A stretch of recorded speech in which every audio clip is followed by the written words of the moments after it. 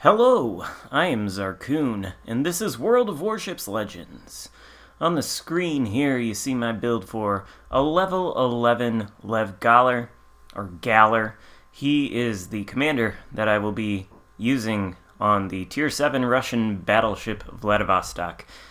Got Cunningham and Kedrov as inspirations, and you can see what selections I have made for his skills. Now, on to the gameplay. We are going to be on Estuary, capture the base mode in the Vladivostok, and we're using the Galler build here. Now, I think in my review of the Vladivostok and in some live streams or videos, I've defended the use of Kedrov for this ship, and I'm not sure I'm entirely sold on Galler for a number of reasons, which I will talk about. But before we get into any of that, we've crossed the 900 mark in terms of subscribers, and I think at the time I'm recording this commentary, there are 912 subscribers to this channel, which means it will soon hit 1,000. So thank you guys so much for your support. I really appreciate it. Very excited to hit that 1,000 subscriber milestone before this channel is even a year old. Anyway, what does Galler give you on the Vladivostok that Kedrov does not? Well, as we're moving into position here behind this island, let's talk about the major difference, which is the guns. So if you're going to run Galler with a full accuracy build, as I'm doing, you get 18.6 kilometer range on the guns. The HE shell damage goes up to a maximum of 6,026. The maximum AP shell damage goes up as well to 13,886. 29-second reload time, 35.4 second, 180-degree turn time. With Kedrov, those same stats are 16.9 kilometer max range, quite a bit shorter. 5,850 max HE shell damage, and 13,100 max AP shell damage. Not a huge difference in terms of the AP shell damage, a couple hundred points. And same with the HE shell damage. Same 29-second reload time, but with Kedrov, you get 32.8 second, 180-degree turn time. So basically the range is the biggest difference. And these guns have a unique dispersion pattern where the dispersion at closer ranges is much tighter, resulting in the shells being much more laser focused, almost like cruiser level accuracy. And then at longer ranges they tend to spread out and not hit the target with as much consistency as maybe you see there with that shot on the Nagato, who is pretty far out there. So whether you want the extra range on these guns or not is an open question. The accuracy buffs that Galler can provide you, I think, certainly are not a bad thing. But the real problem with Galler versus Kedrov is that the Russian battleship line, for whatever reason, comes equipped by default with only 2 repair party consumables, and you need Kedrov to get a 3rd repair party. If you've got him at level 16, then you can get 4 of them. But all the other battleship lines in the game have 3 repair parties to start off with. So that does put you at a slight disadvantage there. You can, of course, increase the number of damage control consumables with both commanders, although you can see that I have not opted to do that on Galler, and I have also not opted to do that on Kedrov, because Kedrov's alternative choice for increasing the number of damage control consumables is a skill that reduces your chance to be lit on fire. And, you know, it might not be clear to you, but I really hate being lit on fire. Took a shot there at that Fiji, and I guess I wasn't really anticipating that he would run into the island, so I completely potatoed that, but that's okay. The Fiji is dead. Kind of concerned that he might have launched torpedoes, but it seems like he probably didn't. So now the way is clear for me to engage these two or three battleships that are up here, and you're going to see just how fantastic the Vladivostok can be when it closes the range. So there's a decent hit there on that Nagato, who is presenting an angle of some kind.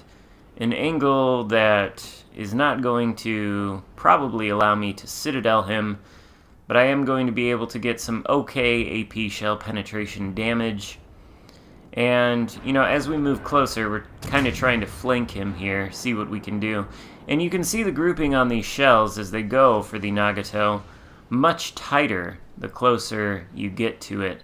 That salvo there hits him for 9k, and the numbers are only going to continue to increase. Turning the ship a little bit to get that third turret on target. Maybe I'm being a little bit too greedy about the damage, but the Vladivostok's side armor is incredibly strong, and as long as you're not open too much, and there we hit the Nagato for a citadel, somebody else manages to get the kill.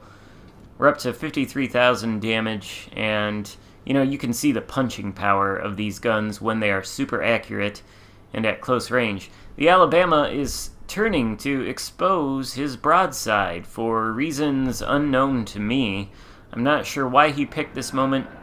Maybe he thought he would beat my reload, but if that's what he thought, then he was wrong, and he goes down with another citadel, giving me the first kill of the match, even though honestly, that kill on the Nagato was mine. I don't care what the game says. That was my kill. Somebody else might have been credited to them, but I got the killing blow there. Anyway, there is another battleship around this corner, or actually, I'm sorry, it is a cruiser. I believe it is a Fiji. There he is. He's shown himself. Gonna shoot at him. Hit him for a citadel pretty hard there, despite the fact that the hit indicator says we did 4 over penetrations.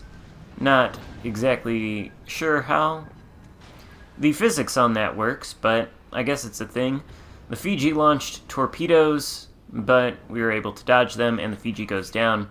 Now we have a number of ships in our base, so we're going to have to turn around and get back there. We've done 91,000 damage so far. And, there's still 3 enemy ships left, so we're going to be able to get a little bit more. The friendly New Orleans, who is kind of in a position to defend the base, looks like it looks like his death is imminent. I think he's got an Atlanta shooting at him, or maybe it's a Flint. I don't know. Either way, about one more hit, and he's going to sink. So we need to get a move on. Got an enemy Tirpitz out there, looking like he is setting up a torpedo strike on that friendly ship, and he hits him with a torpedo. It's a friendly Nagato. Nagato goes down. Hitting that Tirpitz at 15 kilometers, not a lucrative shot. He might have been angled a little bit, but we did get a shatter and 2 ricochets. So, again, I don't know whether extending the range on these guns is worth it. It is not a bad thing to increase their accuracy, but it seems like both the accuracy and the penetration might drop off a little bit at range. Or maybe not. We citadel the Tirpitz and take him down. So, there's a surprise. Maybe I don't know anything about this. Seems like Galler is actually perhaps a strong choice, provided you're not in a match where you are liable to eat a bunch of golden pellets from the HE spamming menace, you see. This ship, gets lit on fire. It's got that fast cycling damage control, but, fire damage, HE shell penetration from especially the Russian cruisers, that's gonna eat away your hit points pretty quickly. Also, I do have Hide as an inspiration on Kedrov, so I've got like 77,000 hit points on the Vlad with that build and only 73,000 here. You know, nevertheless, I think this is a viable build. I know Spartan Elite 43 has recommended it because he's kind of like an accuracy junkie on his battleships. Me, personally, I just want to put a tank build on everything these days. And the Hivehound, of course, when he joined me on my last stream, recommended that I do that. And somebody asked me for, you know, a video on the differences or on a commander build for the Vladivostok. So this Galler build is a decent one. I think it's kind of more of a high risk, but perhaps a high reward build with the lack of tank skill options. Anyway, the game is over now. We have won. If you liked it, be sure to give it a thumbs up and consider subscribing if you haven't done that. Thank you so much for watching. I'll see you next time. Goodbye.